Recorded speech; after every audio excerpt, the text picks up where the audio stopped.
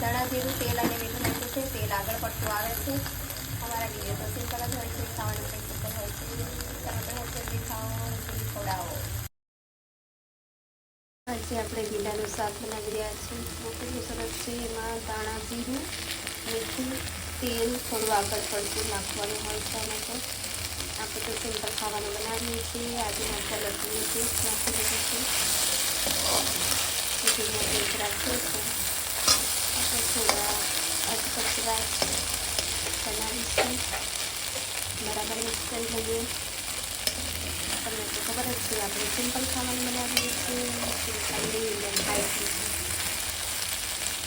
સાદું ખાઓ, સ્વચ્છ રહો, તાજા મજા રહો. ઉપરનું તીખું પાપડ એટલું સરસ કલર દેખાઈ રહ્યો છે, ગ્રીન કલર. દક્ષિણ ગુજરાતના રંગોને હા, એટલું સરસ ડિસ્ક્રાઇબથી કરી શકે જોઈને ખાવાનું મન થઈ જાય. એટલા સરસ મજાના ભીંડા છે. હવે આ મસાલો થોડી વાર પોતાનું જાદુ કરે ત્યાં સુધી આપણે એને ચડાવી લઈએ.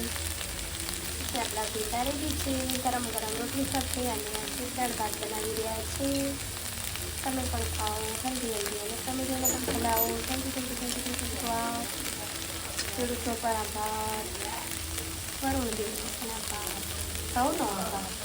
રસોઈ બનાવી રહ્યા છે એમનો પણ ખૂબ ખૂબ આભાર. જો 2 મિનિટ સુધી થવા દીધું છે અને રેડી. હવે થોડું ગેસ ચાલુ છે, બધા રેડી છે. તમે પણ ખાઓ. કેટલું સરસ જોતા જ ખાવાનું મન થઈ જાય. વરાળ પણ આવી રહી છે. બહુ સરસ.